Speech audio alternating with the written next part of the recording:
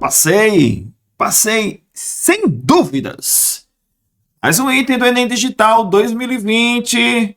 E esse tem um texto, meus amores. E que texto? Vamos lá então para o enunciado, tá bom? Inspirado nas cartas de Mário de Andrade para Carlos Drummond de Andrade, o autor dá a esse material uma leitura criativa, atribuindo-lhe um remetente ficcional. O resultado é um texto de expressividade centrado na... Então, vamos fazer aquela pergunta de sempre, né? Você está entendendo qual é a pegada, né? Então, vamos lá. Vamos ver se você já está ligado nas minhas orientações. O primeiro segmento é a contextualização do item. O segundo segmento é a problematização. É o que ele quer que você faça, munido das informações da contextualização e de outros elementos agregados ao texto, tá bom? Então, qual é a pergunta? O resultado é um texto de expressividade centrado. Então, bora fazer a pergunta: qual o efeito ou quais efeitos de expressividade montam esse texto ficcional? Quer dizer, esse texto, essa carta, né? Essa carta. Repare que já existem pistas no enunciado.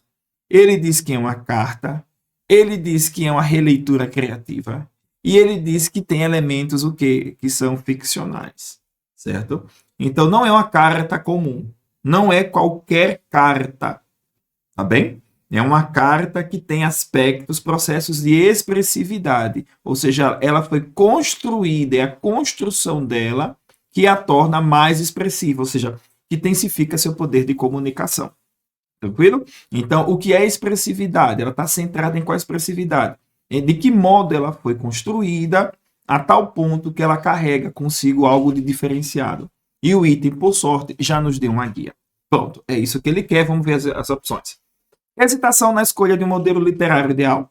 Colagem de estilos estéticas na formação do escritor. A confluência de vozes narrativas e de referências biográficas. A fragmentação do discurso na origem da representação poética.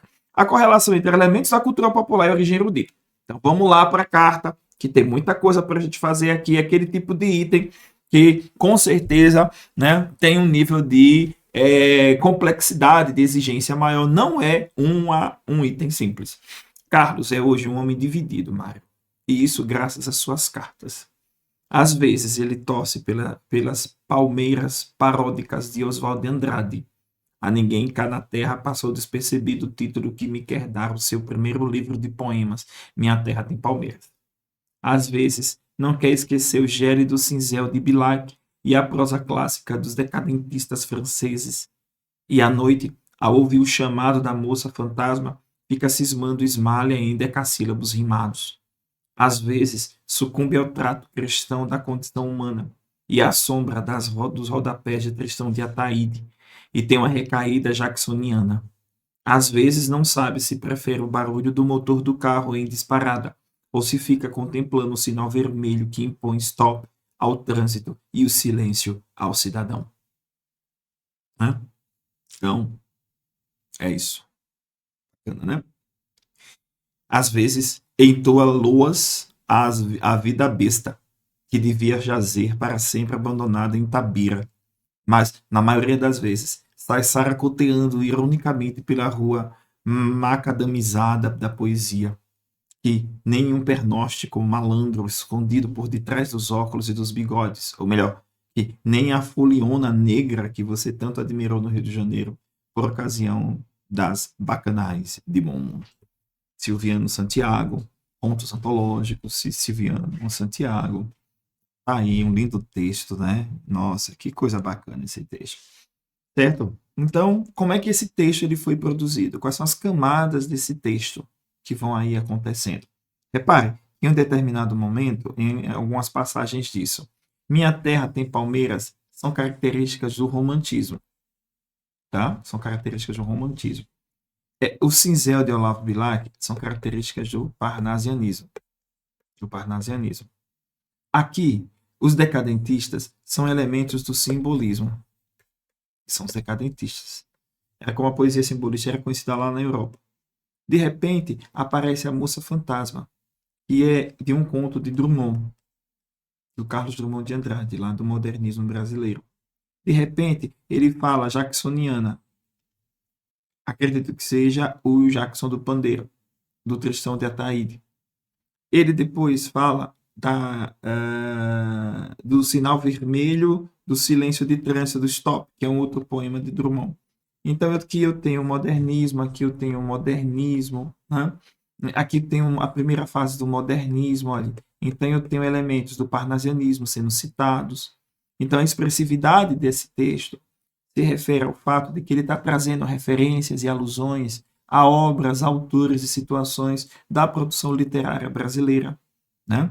Então, vamos ver qual vai ser o item que... aqui é Vida Besta, um poema de Drummond. Itabira foi a cidade onde Drummond nasceu, né? Os óculos e os bigodes é de um outro poema de Drummond, intitulado Poema de Sete Faces, né? Então, há um conjunto aqui de elementos que vão sendo montado, né? Como se fosse um grande recorte, como se fosse uma grande colagem, né? Então, existem muitos fragmentos, né? De estilos, né? De movimentos estéticos que contribuíram realmente para a formação do escritor, certo? Então, nesse contexto, dessa carta ficcional que Mário manda para Drummond, o Mário revela o quanto teria sido influenciado por ele, Drummond, e por outros estilos na sua composição. Então, esse texto ganha essa expressividade. Por quê? Porque ele foi montado no formato de colagem. Essa colagem, chamada também de bricolagem, é uma forma de intertextualidade que recorta alusões e referências, né?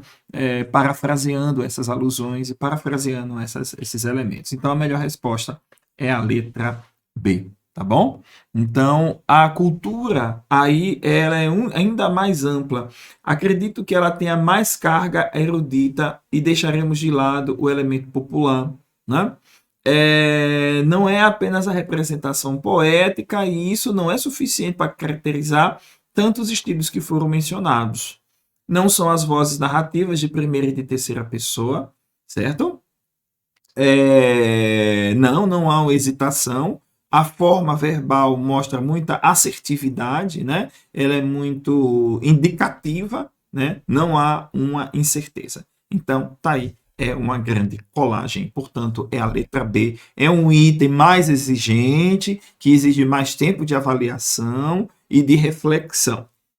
O item é bom, é puxado, e esse realmente é um grande desafio para o candidato. Mas aquele que está preparado pela PASSEI vai se dar bem. Um abraço a todos, até a próxima!